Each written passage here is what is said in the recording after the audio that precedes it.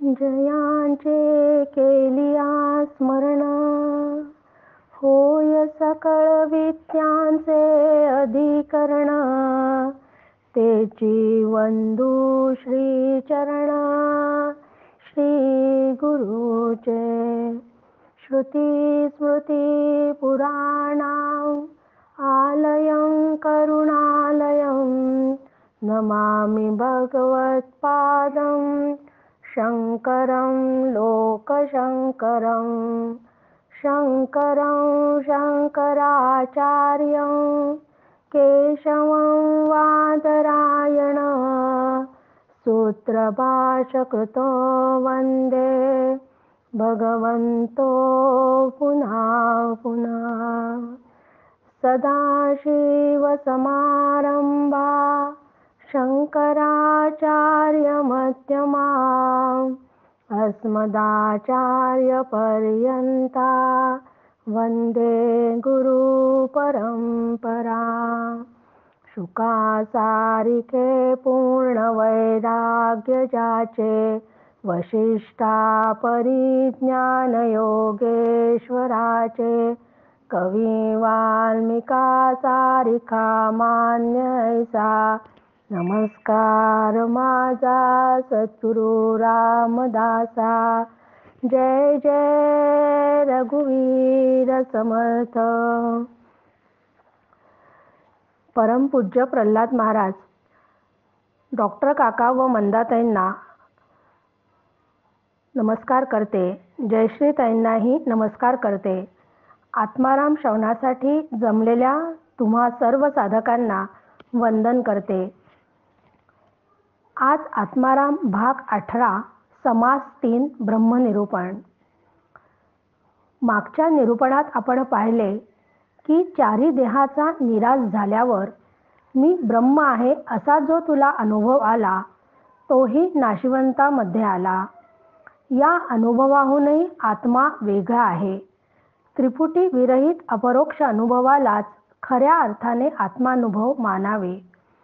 आत्मानुभव मानावे हे बोलणे सुद्धा अनुभव काळी निरर्थकच ठरते. त्यालाही शब्दज्ञानाची मर्यादा आहे.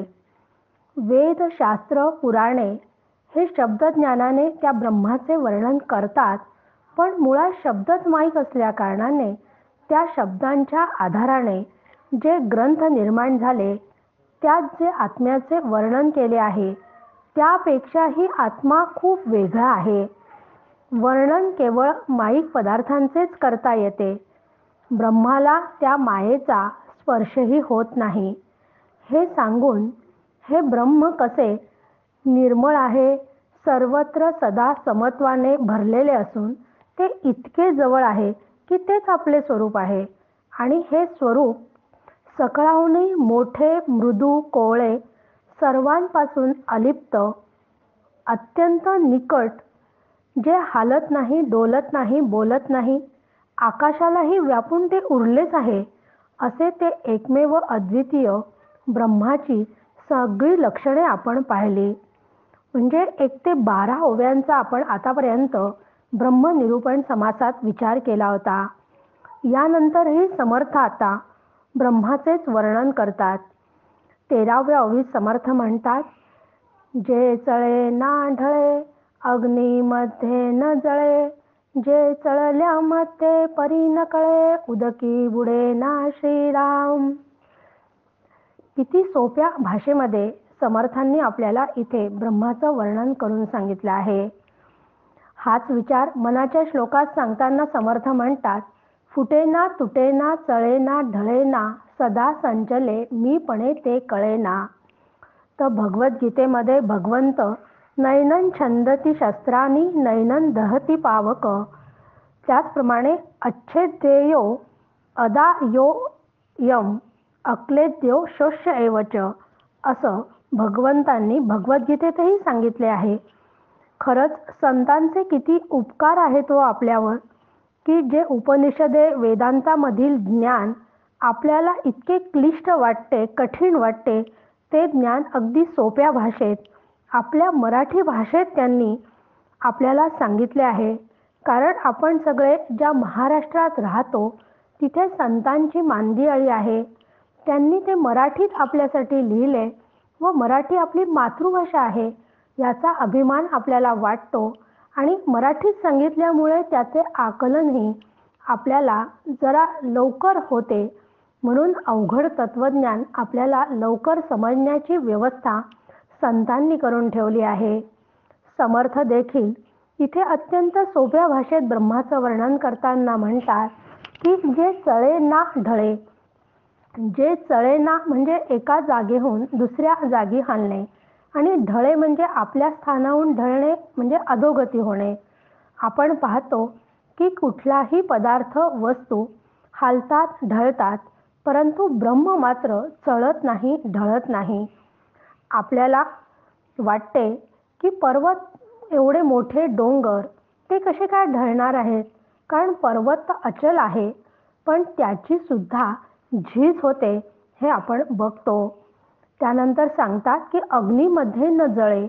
आपण जर अग्नीत एखादी वस्तू पेन लाकूड वस्त्र काहीही टाकलं तर ते जळून जाते.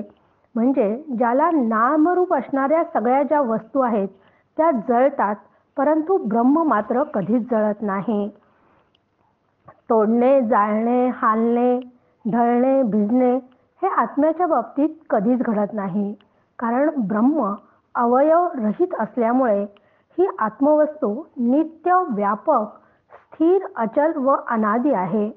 वायू हलतो अग्नी जळून नाहीसा होतो पण त्यातील व्यापक चैतन्य मात्र कधीही हलत नाही, अग्नी जळत नाही. दगड देखील पाण्यात बुडतो. दगडातही चैतन्य आहे आणि पाण्यातही चैतन्य आहे. म्हणजे चैतन्य दोन्हीकडे अखंड व एकरस आहे. दगड व पाणी या दोन्ही उपाधी बाजूला केला की तेथे ब्रह्म आहेच. त्यामुळे दगड पाण्यात बुडला तरी ब्रह्म पाण्यातील ब्रह्मात कधीच बुडत नाही. पण चैतन्याची ही व्यापकता लवकर आपल्या लक्षात येत नाही. त्यासाठी शास्त्रावर श्रद्धा आणि विश्वास ठेवायला हवा. की शास्त्र सांगते की या विश्वात एका ब्रह्माशिवाय दुसरे काहीही नाही. संपूर्ण चर व अचर असणारे सर्व चलायमान आहे तर ब्रह्म मात्र स्थिर आहे. जयास कोणीच नेईना चोरू जाता चोरवेना कल्पांत झाला तरी वेचेना अनुमात्र श्रीराम. आपण बऱ्याच वेळा विचार केला आहे की ब्रह्म पंच ज्ञानेंद्रिये मन अथवा कुठल्याही प्रमाणांनी ते कळत नाही, ते जरा जाणता येत नाही. त्या ब्रह्माला हाताने कधी स्पर्शही करता येत नाही. मग असे हे परब्रह्म चोरून नेणे कधी शक्य आहे का हो? ब्रह्म चोरून नेणे तर दूरच राहिले परंतु त्याला मायेचा स्पर्शही होत नाही. की जोपर्यंत हे ब्रह्म जे आहे ते कधीच कल्पांत झाला तरी ते कधीही संपत नाही, कारण ते नेहमीच असते.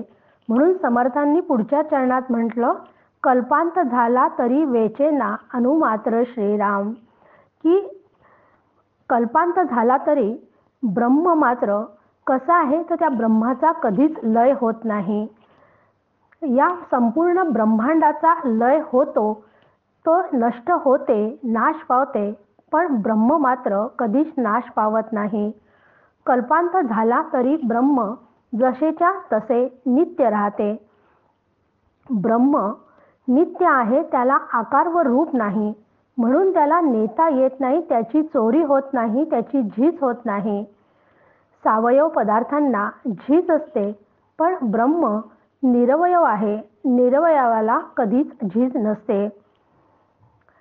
म्हणून चोरी गेल्याचे झीज झाल्याने ते संपणारे असे हे परब्रह्म नाही आहे. चोरी गेल्याने झीज झालं म्हणजे संपलं की त्याचं आपल्याला दुःख होते.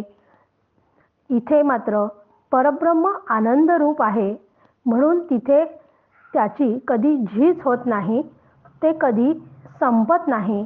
ते परब्रह्म मी आहे असा आपण जर सातत्याने विचार करत गेलो तर चोरी गेल्याचे आपल्याला दुःख होणार नाही.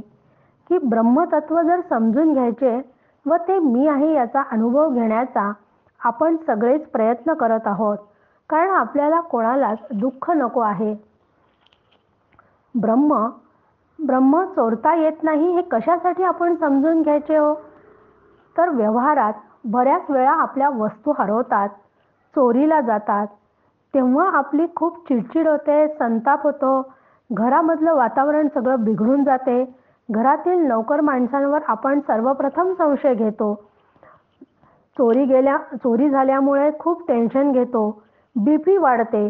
पण मी ब्रह्मस्वरूप आहे असा विचार त्यावेळी जर आठवला तर लक्षात येईल की चोरी गेलेला डायमंडचा हार व डायमंड हार ज्याचा आहे ते दोन्ही ब्रह्मरूपच आहे.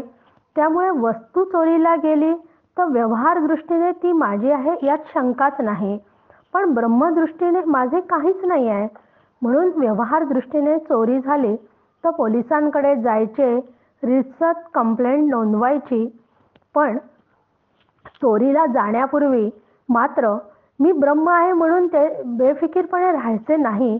त्याची जी योग्य काळजी घ्यायची आहे, ते सांभाळायचे आहे, ते व्यवस्थित सांभाळून ठेवायचे आहे. पण एवढं करूनही जर चोरी झाली तर कायद्याप्रमाणे जे काही करायला हवे ते सर्व करायचे व त्याचा शोध घ्यायचा. म्हणजे अकारण कोणावर दोष घेणे, घरातील लोकांवर ओरडून आदळआपट करणे, दुःखापायी अन्नपाणी सोडणे असा कुठलाच प्रकार होणार नाही. हे सगळे घडते तेव्हा मी ब्रह्म हा विचार अजून आत मुरलेला नाही हे लक्षात घ्यावयाचे.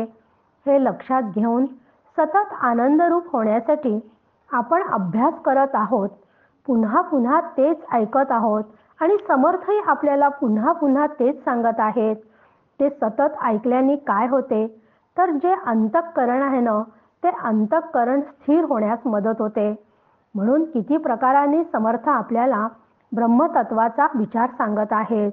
पुढच्या ओवीत समर्थ सांगतात, जे ज्ञानचक्षी लक्षिले न जाये, तेथे आकार भस्मोनी जाये, सांगितले ते साकार होये, म्हणून सांगणे न घडे श्रीराम.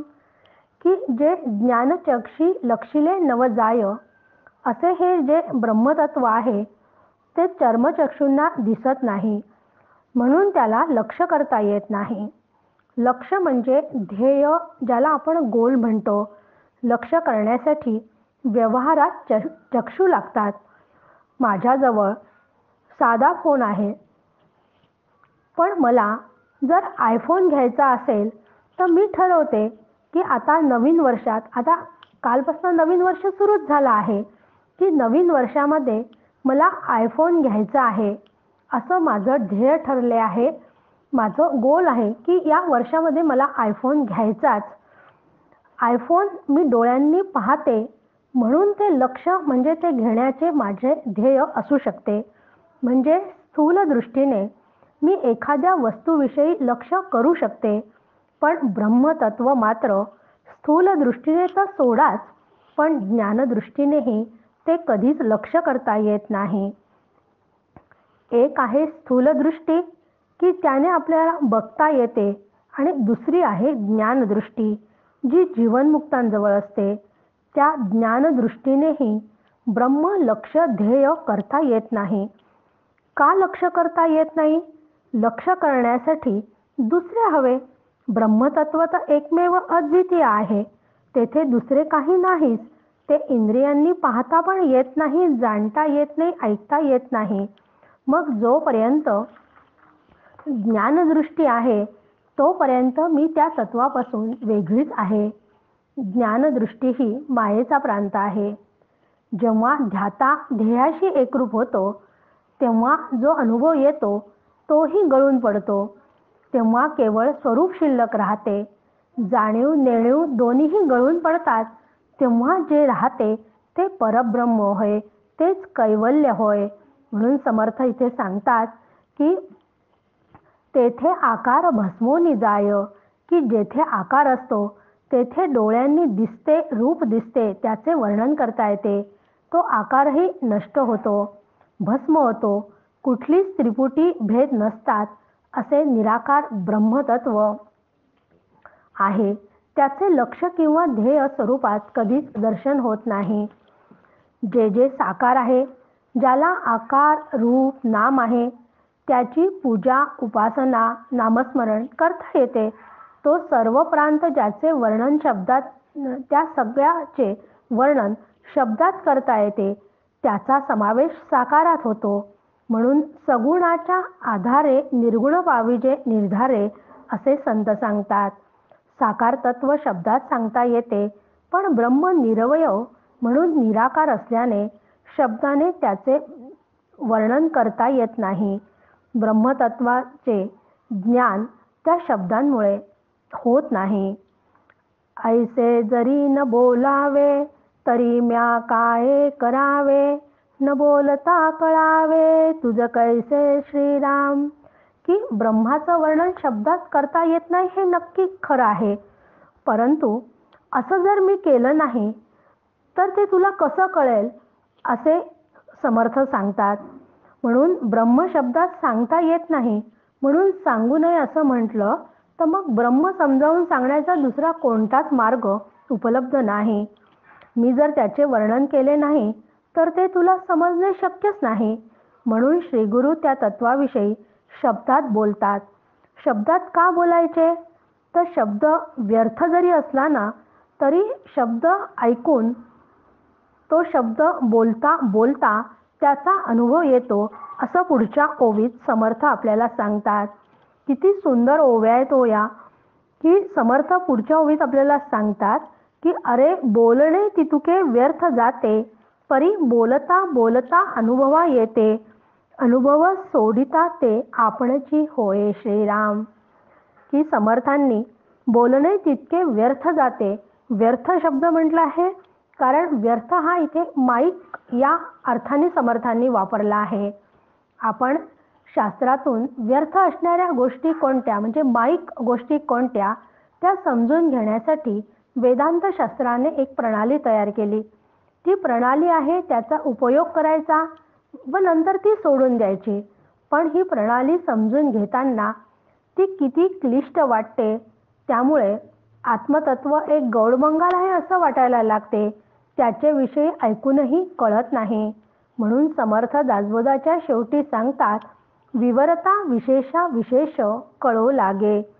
जेव्हा एखाद्या गोष्टीबद्दल आपल्याला कुतूहल असते, ते समजून घेण्याची जिज्ञासा वाटते, तेव्हा त्यासंबंधी आपण विचार करायला लागतो. तो विचार शास्त्रशुद्ध पद्धतीने जसा करायला पाहिजे तसा करायला लागलं की हळूहळू ज्याच्या संबंधी आपण विचार करतो आहे त्याच्याशी आपली जवळीक निर्माण होते. जवळीक निर्माण झाली की त्याचा अनुभव कसा घ्यायचा याचा अंदाज येतो आणि अंदाज आला की त्या अंदाजाचे रूपांतर निश्चयात होते. निश्चय एकदा पक्का झाला की त्या निश्चयाला सहजता प्राप्त होते. परमार्थ क्षेत्रात जेव्हा आपण सुरुवातीला ग्रंथांमध्ये अथवा वक्त्यांच्या तोंडून मी देह नाही असे ऐकतो ना, तेव्हा एकाएकी मनाला हे पटत नाही. पण सतत ते ऐकत गेले, दृष्टांताने ते समजून घेण्याचा प्रयत्न केला की मी देह नाही यासंबंधी विचार करायला सुरुवात होते. पण अजूनही मनात अनेक प्रकारच्या शंका संशय घोळतच असतात. अशा स्थितीत एखाद्या संतांची अथवा श्रीगुरूंची आपली भेट होते. तत्वमसी सारखा उपदेश अगदी मोजक्या शब्दामध्ये श्रीगुरू करतात. त्या उपदेशावर सतत चिंतन मनन केले की तो उपदेश आतमध्ये उतरायला सुरुवात होते, आतमध्ये मुरायला सुरुवात होते. मग मी देह नसून मी आत्मा आहे असे अपरोक्ष ज्ञान होते. तेव्हा शब्दही मागे पडून शब्दामागील अर्थाचे ग्रहण होते. असे ग्रहण करता करता त्याचे निश्चयात रूपांतर होते आणि त्या निश्चयाला एकदा बळकटी यायला सुरुवात होते तेव्हा अनुभव येतो. या क्रमाने आत्म्याचे शब्दाने ज्ञान होते. पण ही अनुभवाची जाणीवही जेव्हा मागे पडते तेव्हा या शब्दांचे काम सुद्धा संपलेले असते. जे व्हायला हवे ते होऊन गेलेले असते. ही एक फार मोठी प्रक्रिया आहे. मोठा प्रवास आहे. हा प्रवास जे सातत्याने करत राहतात त्यांना अनुभव येण्याची शक्यता असते.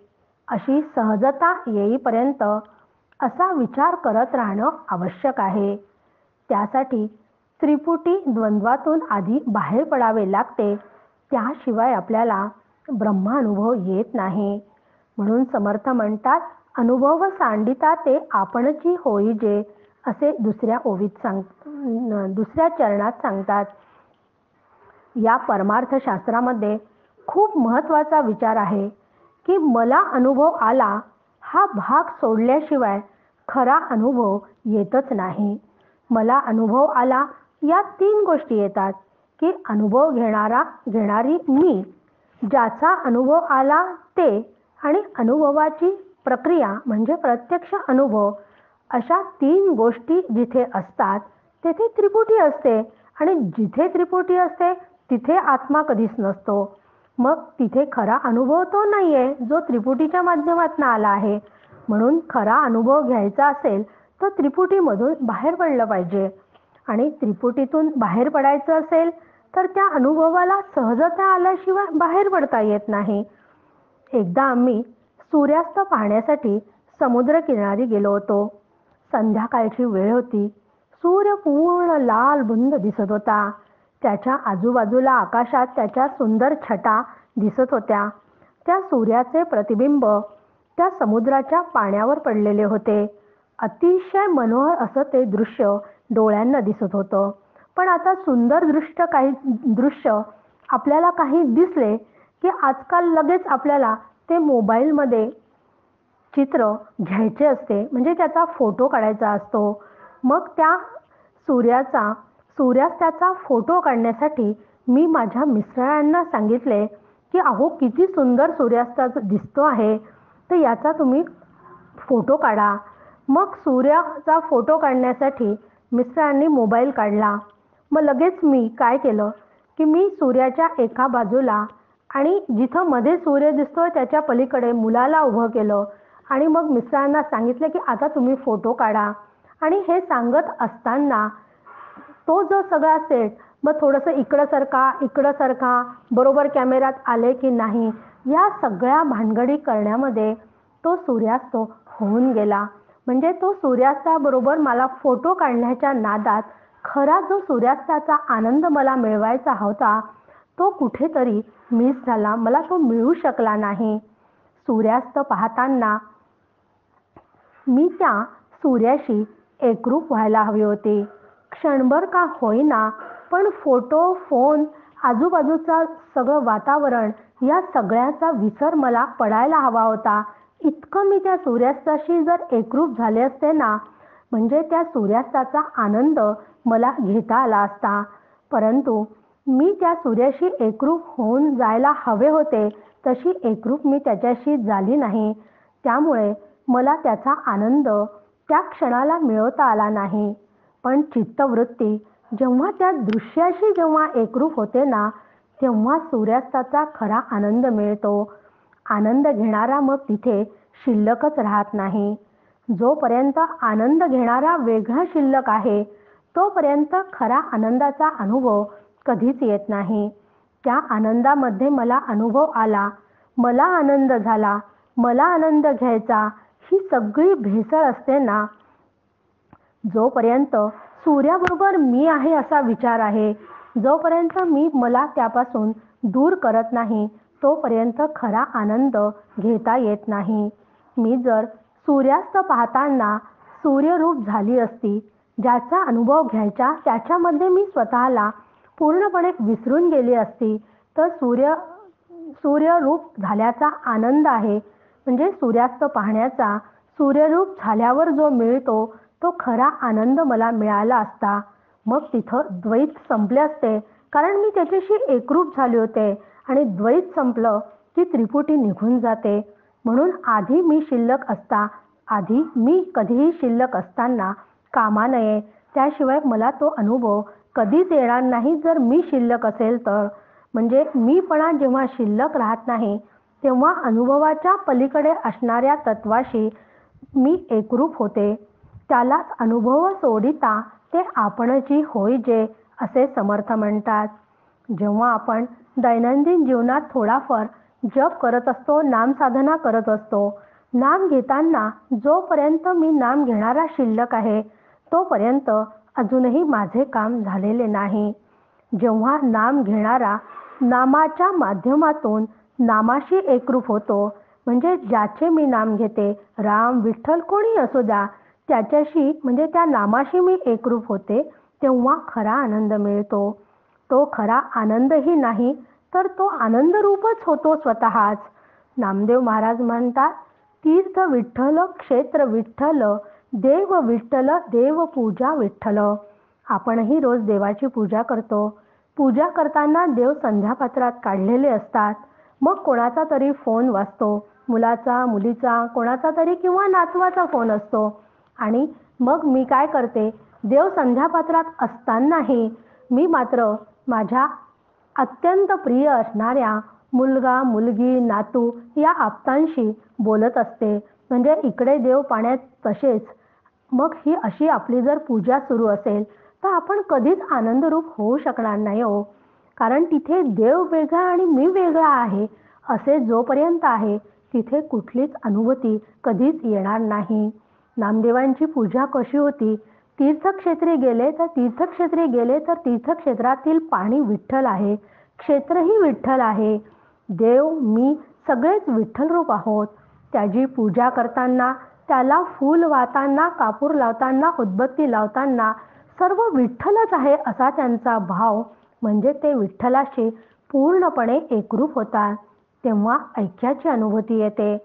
मी माझ्यातला पूर्णपणे गळून पडतो, तेव्हा तो खऱ्या अर्थाने हरवून जातो. मला अनुभव आला हेही तो विसरतो, म्हणजे तेच होऊन राहतो. त्यालाच तर समर्थ म्हणतात ना, अनुभव सांडिता ते आपणची होय जे श्रीराम. हाच विचार 18व्या ओवीत सांगताना समर्थ म्हणतात, माया रूप मूळ तयाचे, शोधीन म्हणता समाधान कैसे, मन लाभ झाला या सुखाचे, मूळ तुटे श्रीराम.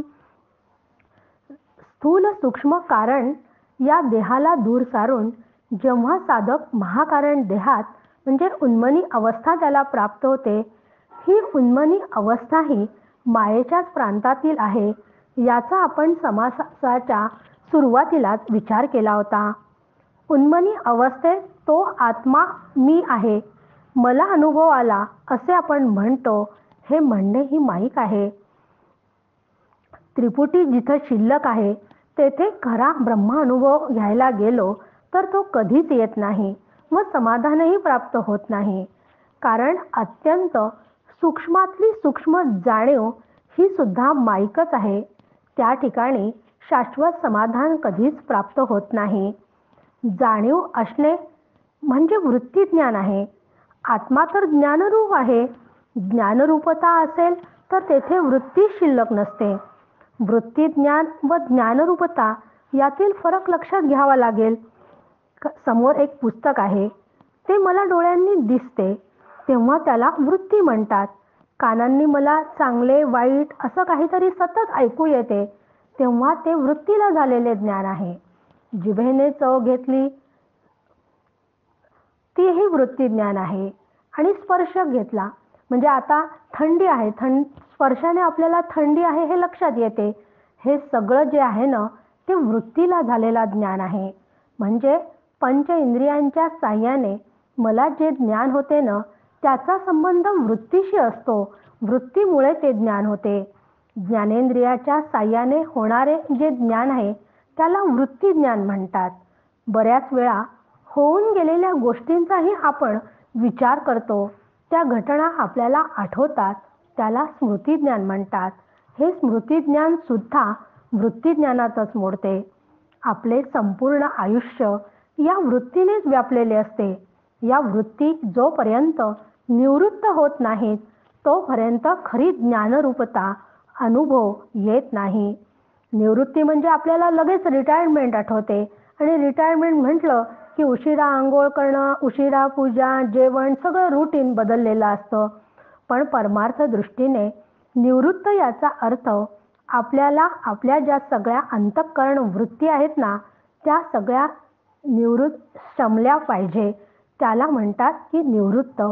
जेव्हा वृत्ती शमतात तेव्हाच जे मूळचे तत्व कायम अस्तित्वात आहे त्या तत्वाचा अनुभव मला येतो. अनुभव शब्दाचा अर्थ त्याच्याशी आपण एकरूप होतो. अनुभव आला असे शब्दात बोलल्याशिवाय आपले भागतच नाही हो. आपण बोललो नाही तर आपल्याला अनुभव आला हे लोकांना कसे समजेल? लोकांना समजले नाही तर आपल्याला ज्ञानी मोठे कोण म्हणणार आहे? फार अवघड आहे हो ही सगळी गोष्ट. म्हणून केनोपनिषद सांगते की जो मला अनुभव आला असे म्हणतो, म्हणजे शब्दांनी सांगतो, त्याला कधीच अनुभव आलेला नसतो. कारण शब्द माईक आहे. ब्रह्मानुभव शब्दात कधीच सांगता येत नाही याचा बऱ्याच वेळा आपण विचार केला. म्हणून केनोपनिषद सांगते की जो अनुभव आलेला नाही असं म्हणतो त्यालाच तो खरा आलेला असतो. म्हणून मला आत्मलाभ झाला या जाणीवेचा सुद्धा त्याग करावा लागतो. एवढे हे तत्वज्ञान इतके क्लिष्ट असूनही अनेक प्रकारांनी अनेक विषय विविध पद्धतीने आणि अत्यंत सोप्या पद्धतीने समर्थ आपल्याला समजून सांगतात आहे. याचं एकच कारण आहे की त्या शाश्वत सुखाचा शोध आपण घेत आहोत. त्या शाश्वत सुखाची तुम्हाला मला सगळ्यांना प्राप्ती व्हावी अशी तळमळ त्यांना आहे. म्हणून आपणही कितीही क्लिष्ट असले तरीही न कंटाळता हे समजून घेण्यातच माझे हित आहे हे लक्षात घ्यावे आणि हे लक्षात घेऊनच हे निरूपण आपण अभ्यासू आणि मग समर्थ पुढच्या निरूपणात काय सांगणार आहेत याचा मात्र आपण पुढच्या निरूपणामध्ये विचार करूयात. जय जय रघुवीर समर्थ.